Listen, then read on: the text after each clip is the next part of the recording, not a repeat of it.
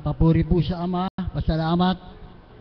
Ma maraming po salamat Ama, at muli po ay tinipon nyo kami ngayong araw na ito, sama-sama sa mahiwaga at mapagpalang lugar na ito. Mga kapatid, alam nyo po, bago po pala ang lahat, ay batiin nyo po na ang mga kapatid natin katabi nyo na good afternoon kapatid. Alam nyo po mga kapatid, yung pong ating joyful na yon, basta po team lang. Nagtataka po ako sa iba, ayaw mag-joyful. Dapat po, kahit yung mga bago po rito, dapat po kung ano yung gawin yung mga andito, gagawin nyo po. Kasi po, yung pong joyful na yun, nawawala po yung ating cholesterol. Lahat, marami pong bagay na naalis sa katawan natin pag ganon. Yung mga ugat, mga nagbabarang ugat na sa mga binte. Alam niyo po, yung po, pinupusan po kami rito. Mentras pinupusan po tayo sa joyful, gagaan naman po ang ating katawan. Ngayon po, kung sino man po ang lapitan ko, wag po kayong tantagi. Kasi alam ko po na kaya kayo nandito, dinala tayo ng Panginoon dito, meron po tayong nadarama sa ating mga katawan. Kaya po mga kapatid, sana po pag nilapitan ko kayo, alam ko naman po yung pwede na po yung mga dati ko po na nakikita rito, sana po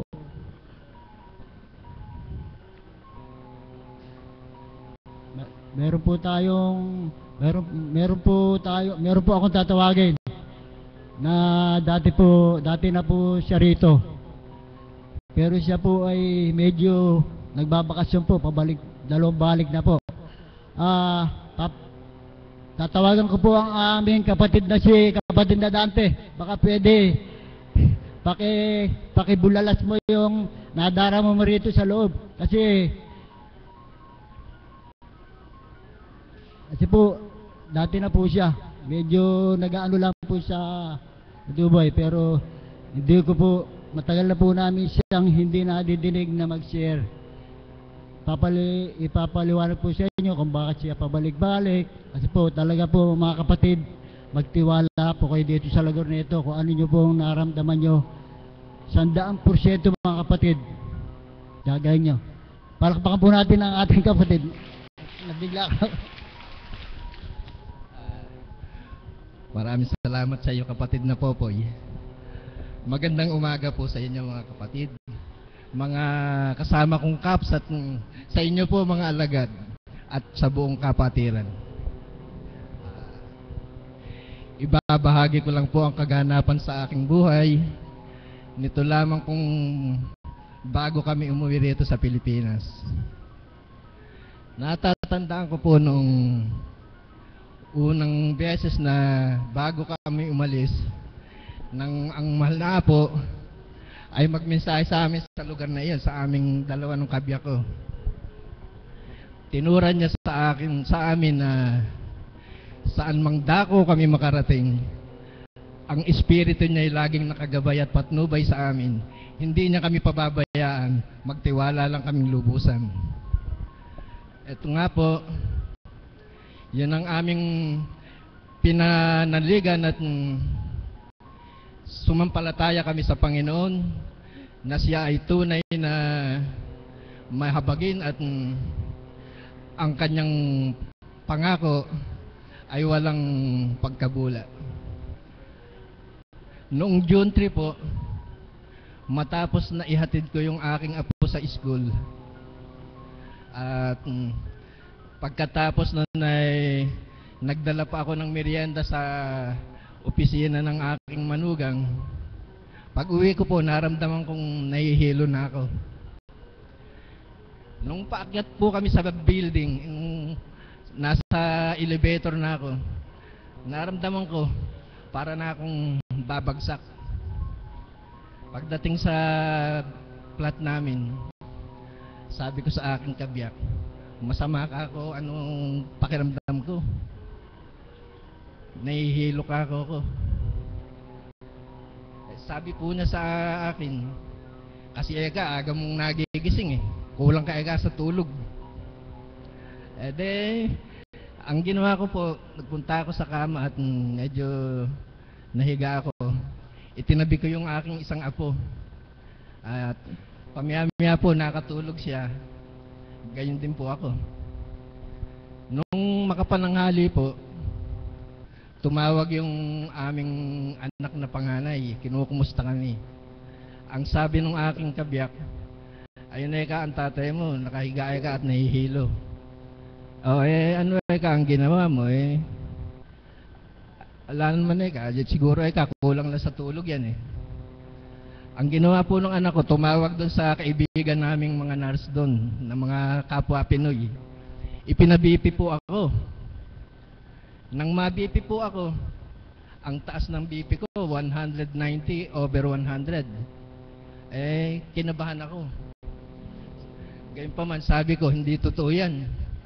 Hindi siguro ka ako accurate yung panggrado na yan dahil digital po yung ginamit eh. Nung dumating na po yung anak ko, tumawag pala yung nurse na nag-BP sa akin. Tumawag sa kanya, sinabi na mataas ang BP eka ni tatay. Ayun po, ang ginawa nila, dinala na ako sa ospital. Pagdating po sa ospital, nang i-BP ko ng mga nurse doon, lalong tumaas. 210/105 na. Sabi nung doktor, hindi ipinakita sa akin yung resulta. Sabi sa mga anak ko, kinakailangan daw agapan yun dahil baka ako mag-collapse at makakomatos. Ang in-advise po niya, uminom ako ng maraming tubig, painumin ako. Ayun nga po, yun ang ginawa nila sa akin. At ako naman po, habang ako ay nakahiga sa kama, sa stretcher, nagdasal ako ng taimtim sa ating ama. Ang tinurang ko, ama ko, pinupuri kita at pinasasalamatan. Sa iyong kapangyarihan at kahiwagaang taglay, walang makapapantay, sino man dito sa sandaigdigan. Ang sabi ko po sa kanya, kayo po ang aking pinananaligan at sinasamba. Kaya ako po'y nagtitiwala na ito'y kalooban mong maganap, ngunit hindi mo ako pababayaan. Ang tinurang ko pa po, Ama, patawarin mo ako sa mga kasalanan ko. Ako po'y nagkasala sa iyo. Mga pagkukulang ko, ikaw na magpuno at sa aking kalabisan, ikaw naman ang mag-awas. Dati nga po kasi, naglilingkod din ako rito bilang CAPS. At yung kabiyak ko naman bilang alagad. At sabi ko pa, ngayon po ako'y dumaranas ng pagsubok. Umaasa ako at nagtitiwala na hindi mo pababayaan. Nung makaharap ko po yung doktor, alalang-alala siya. Sunod-sunod ang tanong niya sa akin. Masakit daw ba yung ulo ko? Yung bato ko masakit daw ba? Sumasakit? Nahihilo raw ba ako? Nagsusuka ako? Masakit daw ba yung dibdib ko? Hindi raw ba ako nahihirapang huminga? Tapos may chest pain daw ba ako? Yung paat kamay ko raw ba naikikilos? Yes doc, I can walk, I can move my hands. Good, eka. Nang itanong po niya sa akin kung may diabetes ako, hindi ako nakasagot agad dahil sabi ko, I am not hospitalized ever kako. Ayun, apurahan po, pinakunan ako ng blood test.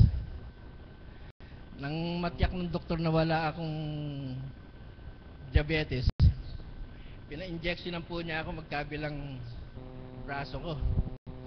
Yung daw pong gamot na yun, upang maging normal ang takbo ng aking dugo at maiwasan ang blood clot. Tapos po, panay pa rin ang painom sa akin ng tubig at panay din ang ihi ko. Nang mga ilang minuto po, saka pa lamang ako binigyan ng gamot ipinalagay sa sa ilalim ng aking dila. Kinakailangan daw, huwag maging gulpi ang pagbaba ng aking presyon. Nang i-check po nung nurse ang aking BP nung unang ano niya, 190. Pagkaraan pa uli ng mga kwan, nag 170. Hanggang sa umabot sa 140. Magdamag po akong inobserbahan, naka-ECG, nag-in-ECG ko, minomonitor ang blood pressure ko. At nung umagang magkita kami ng doktor, sabihin niya na makita yung resulta ng BP, 140/80 na. It's good, Eka, you can go home now. Hindi po ba buhay ang Diyos? Dahil pinagtiwalaan ko talaga ang mensahe ng banal na Espiritu na tunay na ang Apo Kunching ay ginagamit. Magtiwala tayo na kapag nagmimensahe ang Apo, ang tinatanggap ko yun na bilang Panginoon ang nangungusap sa akin at hindi bilang tao. Kaya ako po ay nagpupurit, nagpapasalamat sa ating ang Panginoon at Ama sa pamamagitan din ng ating Divine Mercy na ako hindi niya pinabayaan. Muli po, magandang umaga at maraming salamat.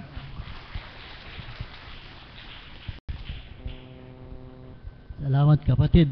Alam ko naman na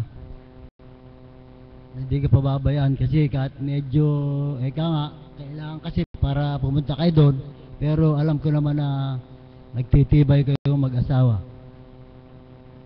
At dito po, talagang ang laban po rito talagang kailangan tibay, pananalig. Meron nga po akong balibayaw. Bayaw, magtibay ka, huwag kang mainit. Buwan, kahit maraming buwan pa magdaan. Basta magtibay ka. Ang kasarapan po rito, walang gastos Wala ang pamasahe, di po ba mainam dito? Yan po, ganito po talaga sa mapagpalang lugar na ito.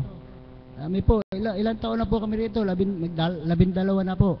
Pero, awa po ng Diyos, tamang kahit po yung mga kasama namin, mga alagad, mga kap, hindi nyo po mahalata na mga walang pera yan.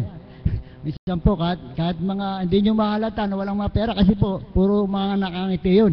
Kasi bawal po rito yung nakasibangot. Kahit po si Divine Mercy sa mga nakasibangot, kailangan po rito parating masaya at nagmamahalan. Ang susunod ko pong tatawagan, yung pong, kasi po, ang naro ko, yung madalas ko pong nakikita rito, hindi ko po alam ang pangalan Titignan ko po kung pwedeng ano pa. Kapatid, madalas ka rito pumunti.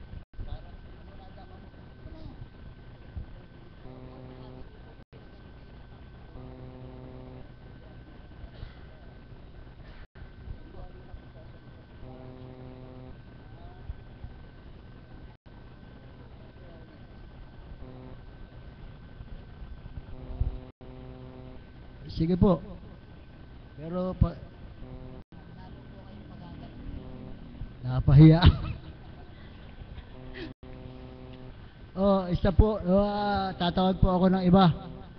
Yung kasi po dapat ang inaano ko po yung madalang kong madinig ng sir. Ito po, isang alagad, magugulat ito. Tinatawagan ko po si kapatid na Daisy. Matagal ko na pong dinadidinig na nagsasalita din sa kapatid.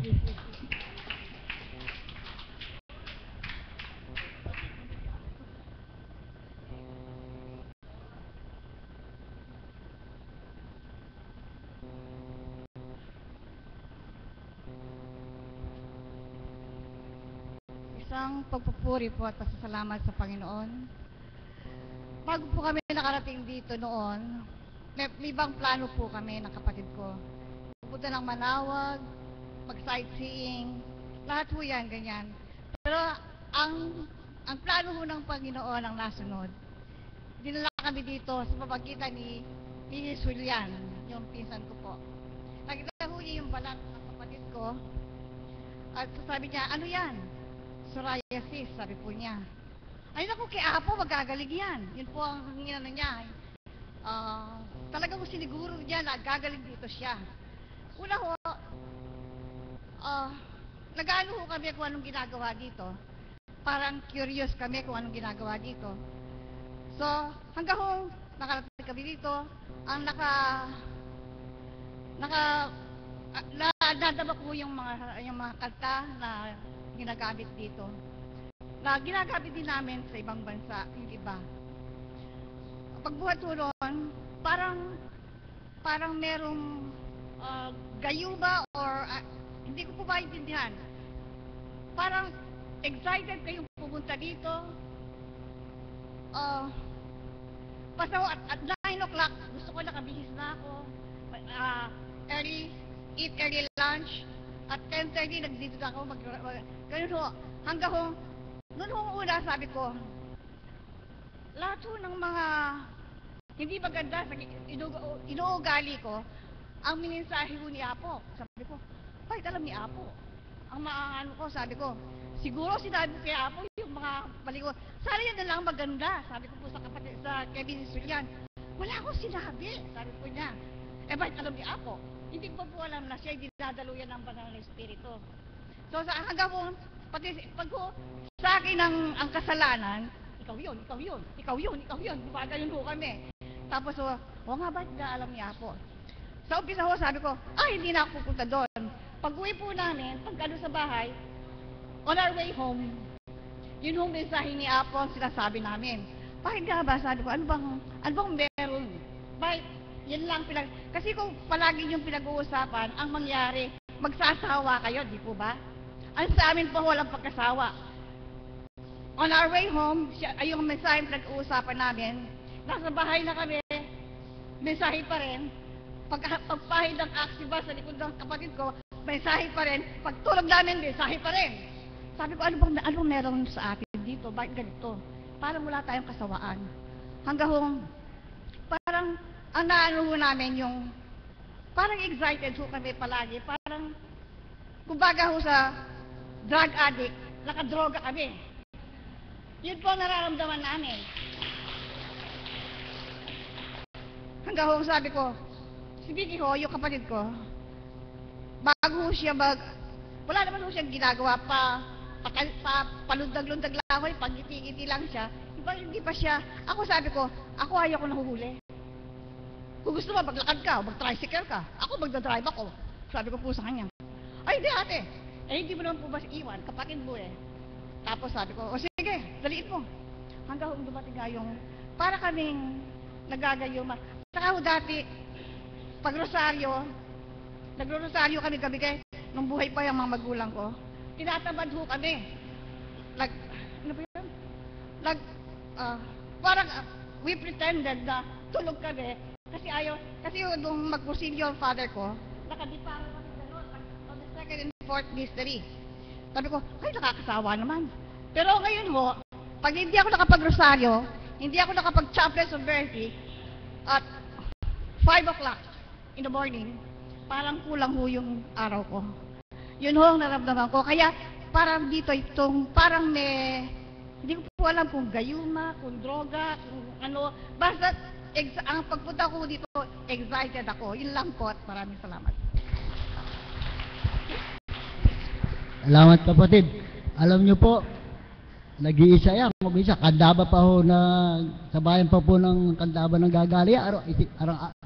Palagi ko po, meron hindi lang mabigat na doon. Araw-araw po, walang laktaw yan. Siya lang po kung mag-isa, isipin nyo, umiikot doon ang daan. Kaya, kundi po nakadamayan ba't magkukan po dito? Kaya po, tandaan nyo po ito mga kapatid, ito po lugar na ito ay napakahiwaga. Ang Divine Mercy po, yan po ang pinagpalang awa na tutulong sa atin. At dito po, yung baka po kayo nagtataka, ba't pag nagsasabog yung laap po ng candy, tinapay, sa gabi na may bulaklak, yung po, mga gamot po yun. Kung itaimtim nyo sa loob, lahat po nang nanggagaling dito, na mga gamot po lahat sa katawan yan. Yung pong candy, wag kayong mag-alala na may diabetes kayo. Ala po yun, tandaan nyo po, basta andito kayo sa lugar na ito. Kung ano man po ang makamit nyo na galing dito na pagkain, angkinin niyo po mga kapatid na iyon ay gamot. Tandaan niyo po yan. Wag po kayo. Puro po. Basta manalig lang po kayo dito, 100% gagaling po kayo. Kasi po, sabi ko nga, ilang taon na po kami dito. Napakarami na po kaming nasaksihan mga kapatid. Kaya magtiwala lang po kayo. Ang susunod ko pong tatawagin ay ang aking kapatid na kasi pag medyo madalas din po mag-share to, kaya lang hanga ako sa pag-share nito. Palakpak po natin ang aking kapatid na Caps, si Tata Erning.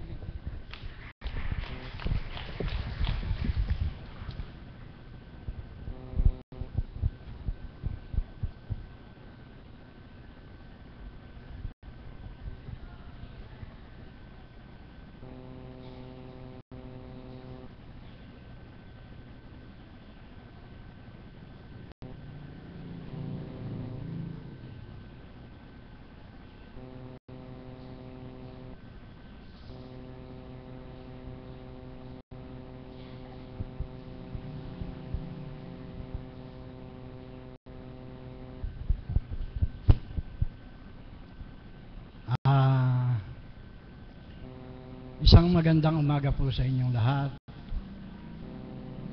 mga minamahal na kapatid, mga alagad, mga choir, sa IDT, sa mga pasyente at sa mga tagasunod. Una po sa lahat ay nagpapasalamat ako sa Ama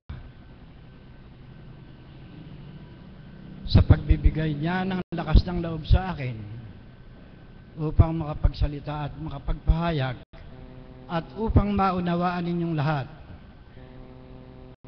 Mga minamahal kong mga kapatid, sana po ay huwag kayong magkasala sa ibabalita ko sa inyo dahil doon po sa hindi nakakikilala sa akin, hindi po alam kung saan ako nanggaling. Kaya po nabanggit ko na huwag sana kayong magkasala at ako po hindi nagmamayabang. Kung hindi, yun lang po totoo ang aking ipapahayag. Hindi po nyo na itatanong, ako po ay isang lay minister sa ating parokya, sa Our Lady of Mercy. Naglingkod po ako roon ng mahigit na 24 na taon. Isa na po akong lay minister, isa pa po akong apostoles, at isa pa po ako sa adorasyon. Kanya halos po lahat ng panunungkulan sa simbahan, ginampanan ko. Ngunit dala po ng ang tao, nagkakaedad, nagkaroon po ako ng diferensya sa tuhod. Kung po ako lay minister na nga, kailangan lang laging lumuluhod. Sa adorasyon man po, pagka kami nagbibidyo, lumuluhod rin ako. At ganoon din po naman sa pagka-apostoles, pagka po Huwebes Santo, maghuhugas ng paa. Pagkatapos pagkaraan po naghugas ng paa, maghuhuling hapunan. Pagkaraan po noon, magbibidyo kami. Doon po ako hirap na hirap.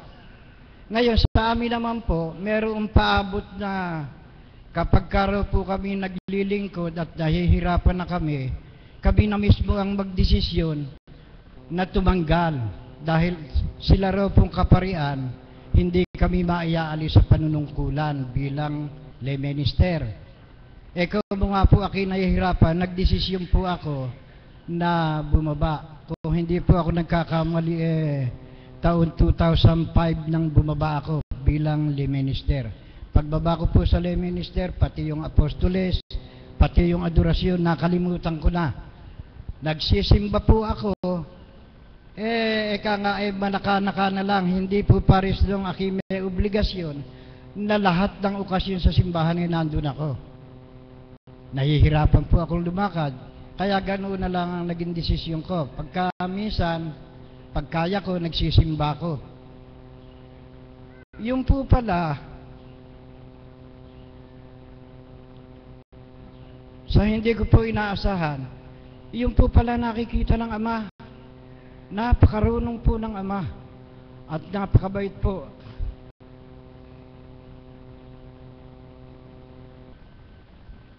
Sa tuhod po niya ako, yun po tuhod ko ang naging dahilan ng pagkababa ko.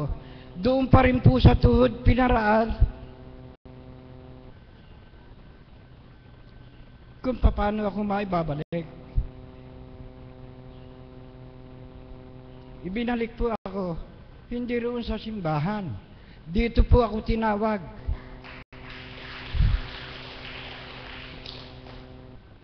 Binigyan po ng napakasakit ang aking tuhod. Hanggang hindi po ako makalakad. Ngayon po, dadalhin sana ako sa doktor. Sukat yung pangalan po ng doktor na pagdadala, nakalimutan ng anak ko. Ang ginawa ko po ay pinahinto ko sa sakyan, pinakuha ko, pinabalik ko sa bahay. Kaya po pala nandoon na sa likuran ng sasakyan, hindi makasakay, tinatawagan naman ni kapatid na Aniway. Bago lang daw ako dalhin sa doktor,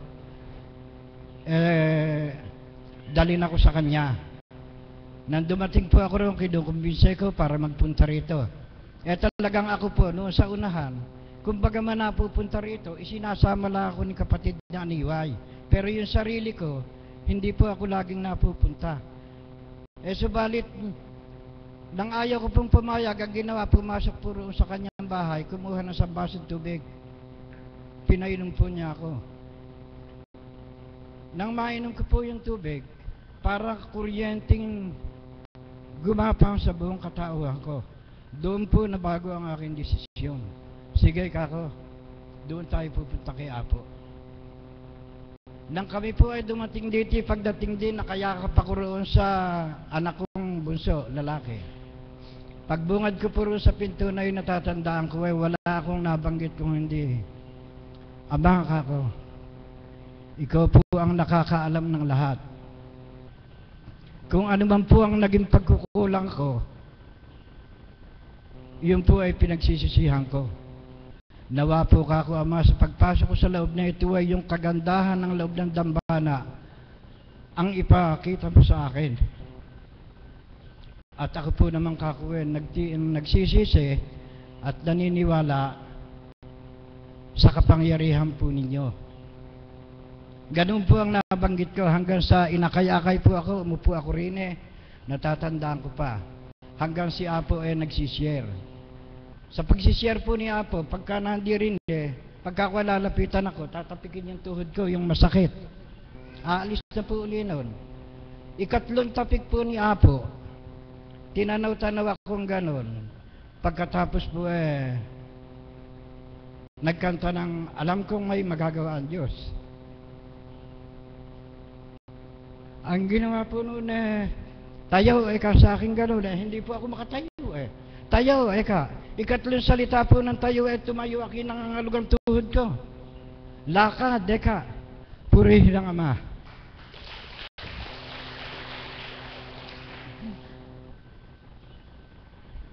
Sa pamamagitan po ng Divine Mercy at sa taong kinalugdan niya, awa po ng Diyos ay nakalakad ako. 5 ikot po rito sa loob na ito. Hindi po ba natin masasabing napakabuti niya? At sa tuwi-tuwi na po ang kanyang banal na espiritu kasama natin. Mula po noon nanalig ako at naniwala ako sa kanyang kapangyarihan. Kaya mula po noon araw-araw, talaga po na pagka medyo tinanghali, hinayang na hinayang ako. Gusto ko po araw-araw, nandirito ako lagi. Hindi po ako ma-absent. Talagang nagtibay po ako. Dala po ng tao lang na kung minsan iniisip din naman yung kinabukasan.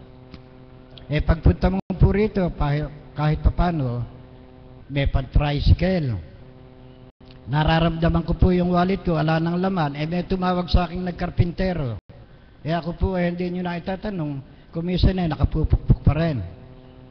Nalibang po ako sa pagkakarpintero, naliban ako ng pagpunta rito. Alam po ba ninyo ang nangyari? Pinaihi naman po ako ng dugo. Purihin ng Ama. Dahil, eka po siguro, marupo ka. Nagkaroon ka lang ng kagalingan, nakalimutan mo na magpunta rito. Ay, yung mga anak ko po ay ayaw maniwala na kuwan. Ang ginawa po, pina-check up ako sa mga doktor sa Baliwag. Umubos po ako ng mahigit na 20,000 sa pagpapacheck up ko. Ang naging finding po, yun daw po na aking kidney, may bumubukol doon sa labas, doon daw po nagdadaan yung dugo, yung pag-ihi ko ng dugo. Kanya, ang ginawa po ng mga bata, iginayak na ako, bumili na ng 2 bag na dugo. Pati yung kamang hihigaan ko kay Castro, nakagayak na po. Ipapasok ako ng linggo ng tanghali. Lunes ng tanghali po, bibiyakin ako. Para po akong balisa. Hindi ako mapakali. Napansin ako nung asawa nung manugang ko. Tatay, bakit ka malungkot ka? Alam ko na ang dahilan. Ano ka ako yun? Gusto mo kang magpunta kay Apo? Oo, kako. Doon ko ako gusto pumunta, ayaw kong pumasok ng ospital. Nang dumating po ako rito nang makita ni Apo at Timani, tinanong ako. Nung po kang kayo operahan sa Manila, ilan ang doktor nyo? Nasabi ko po, 10. Dito po ka sa Baliwag, ilan? 2 po kako. Ba't ka anak hindi mag-third opinion? Pa-check up ka sa ibang doktor. Isa iyon. Ngayon, kung sasabihin ay kay ganon, dito ka sa atin, kahit samperan duling, hindi ka gagastos. Kaya lang, ang hihingin ko sa iyo, yung pagtitibay mo. Tinanaw-tanaw po akong ganon ni Apo. Pagkaraan po saka inulit ng tanong, saan ka pupunta? Dito po ako pupunta. Ginagarantahan ay kakata sa loob ng 1 buwan, makakikita ka ng kaginawahan. Purihin ng Ama. Nang ako po ay punta rito, 1 linggo pa lang po ang dumaraan sa pamamagitan po ng dahon-dahon ng 7-7. Nang haplusin po ako ni Apong gano'n na niyakap ako, anak, mapalad ka dahil pinagaling ka na ng Ama. Tunay na napakahiwaga po. Kung sabihin po ng mga doktor, yun ay sa noon hindi pa cancer, pero pag nagtagal, mauwi sa cancer, gusto ba na akong operahan? Hindi na uubra dahil kung cancer na. Sapagkat nagtiwala po ako sa Divine Mercy at sa taong kinalugdan niya, kay Apo. Dito po ako nagtibay. Yung pong lahat ng aking karamdaman nawala sa loob lang po ng 1 linggo. Yung po sabi sa akin ni Apo na 1 buwan, 1 linggo lang po, magaling na po ako. Purihin ng Ama. Yun po ang totoong naganap sa buhay ko. Ang paniniwala ko po, kung ako matagal nang naglilingkod sa simbahan, absuelto na ako, hindi po pala. Ang gusto po pala ng Ama, kung ano yung ating inumpisahan, ipagpatuloy natin, patuloy at patuloy tayong dumalangin. Nang noon, maligtas tayo sa anumang kapahamakan. Ang presyo ko po dati nagwa 180. Wala naman po akong iniinom na gamot maliban sa tubig. Awa po ng Diyos ngayon, 120/80. Wala po akong iniiwasang bawal. Kinakain ko lahat. Pero ito po, malakas na malakas, nakalulundag pa. Purihin po natin ang Ama. Kaya po doon sa mga kapatid na pasyente, sa mga tagasunod, ako po noon, matagal ding naging pasyente at matagal ding naging tagasunod. Pero nagtibay po ako at nagtiwala na ang Ama, siyang may gawa sa atin, siyang nagbigay ng buhay sa atin. Kaya siya ang tanging nakakaalam kung kailan niya tayo kukuhanin at kung ano ang gagawin niya sa atin. Kaya po mga minamahal kong kapatid, sana yung pong naging karanasan ko, yung pagtitibay ko, ganoon po ang gawin natin at tayo po ay ligtas sa anumang kapahamakan. Ang Diyos po ay napakabait. Ang Ama po ay mapagpala. Siyang nakakaalam ng ating buhay kung ano ang ibibigay sa atin. Siguro po ginamit ng Ama yung mga kapansanang ibinigay sa akin para magkaroon ng batayan na dahil doon sa ganong klaseng karamdaman, baka hindi ako mapunta rito. Primero, sa tuhod ako nagkadepresya, sa tuhod pinaraan kung paano akong makararating dito. Ikalawa, nung makalimot po ako, pinaihi naman po ako ng dugo. Kung hindi po ako ginanon, baka patuloy akong nagtatrabaho, lalala yung aking depresya. Sapagkat mahal po tayo ng Ama, kanya bago-bago pa lang, gawa na po ng dahilan. Hindi po ba napakabuti na ng Panginoon? Purihin natin ang Ama. Ako po ay naniniwala at umaasa, nananalig sa Kanya, na ang lahat ng bagay ay Siya ang nakakaalam. Kaya po, sana ay iyon ang ating maging panghawakan. Umasa tayo sa Kanya at makakaasa po naman tayo. Hanggang dito na lang po at muli, binabati ko po kayo ng isang magandang umaga sa pahapong ito. Maraming purihin ang Ama. Maraming salamat sa iyo, kapatid. Kung namin niyo po ang mga tumatayo sa harapan ito, isa pong mahalagang dapat na maging ano niyo sa paniniwala sa ating Ama. Puro kailangan po pagtitibay, paniniwala, yan lang po at wala nang iba. Pananalig.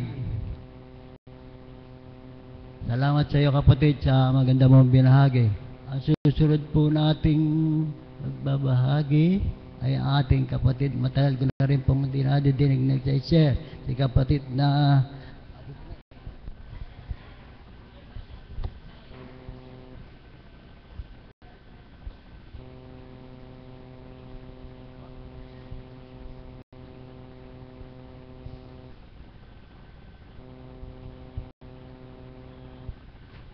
isang mapagpalang umaga po sa tanghaling ito. Ang maibabagi ko po sa inyo, ang naganap sa aking kahiwagaan at kadakilaan ng Panginoon noong 2001. Ako po isang manananim na nagtatanim po ako, napuingak po ng putik ang aking mata. Na nagkapilak po siya, hindi na po siya nakakakita itong isa na to. May isang matanda po na nakatayo sa may tarundon. Gumagapas po ako noon. Ang sabi niya sa akin, "Anak, ikaw magpagamot ka doon." "Saan po?" sabi ko. "Doon sa kay Kunching." Sabi niya, "Sino pong Kunching?" "Doon ang ate Kunching mo," sabi niya. Di po hindi po ako nagdalawang isip na umuwi na po ako. Mag-aalas 3 na po noon eh. Nag-alis po ako ng Sambra, pantalon. Nagpunta po ako dito. Tinanong ko po kay Nanay Paring, Nanay Paring, nasan po ako si ate?" Sabi ko, "Andiyan ka." Hindi po dire-diretso po ako doon ganun. Nabutan ko po siya sa kulungan ng baboy. Sabi niya, "O kapatid, anong gusto mo?" "Wala po akong gusto kung hindi kayo." "Bakit?" "Magpapagamot po ako sa inyo." "Ay, hindi naman ako ng gagamot. Ba't ka magpapagamot sa akin?" Sabi gano'n. "Hindi po ako basta magpapagamot po ako, hindi po ako aalis. Alam ko po ako, sa inyo ako gagaling para lumiwanag ang mata ko." Sabi niya, "O sige, mananalig ka ba? Maniniwala ka ba? Mananampalataya ka?" Sabi ko, "Opo." "O sige, ipikit mo na ang iyong mga mata." Pinikit ko po yung mata ko. "Sige, idilat mo na." Idinilat ko po yun. Hinipan po niya ng 3 beses ang aking mata. Nung pong nakauna po sa ganyan, "Sige, pikit mo." Hinihip ng po. Nung pong araw-araw, nagpupunta po ako. Pagdating po ng 3 araw, nakakita na po itong kabiyak. Hindi na po siya masyadong malabo. Sabi ko pong ganyan. "O sige," sabi niya. "Araw-araw tuwing alas 3 saka alas 6 ng hapon ng umaga, pupunta ka dito." Opo ako. Nung pong pagdating ng 3 araw, sabi niya, "Huwag mo ipagsabi na ako'y nanggagamot." Sabi po niya. "Opo," sabi ko. Nung pong hapon, sabi na, saan ka ba ka nagpupunta? Sabi ganong mga tao dyan. Sabi ko kay ate, sabi ko, nagpapagamot ako. Hindi naman kasi ng gagamot, sabi ganyan. Siyempre po, sa sobrang galak ng puso ko, pinamalita ko na po yun, na nanggagamot ako si ate. Sabi ko ganon, ate po kasi ang tawag ko sa kanya. Sa araw-araw na yon, nagpupurit at nagpapasalamat sa Panginoon. May ibinigay siya sa atin ng isang apo kuntsing na ngayon na nanggagamot sa atin. Napakapalad po nating lahat. May isinugo siya sa atin ng isang apo kuntsing. Yun lang po, magandang tanghali pong muli. Maraming salamat kapatid sa maganda mong binahagi. At maraming salamat din po sa mga bahagi ngayong tanghaling ito. Maraming salamat po sa inyo.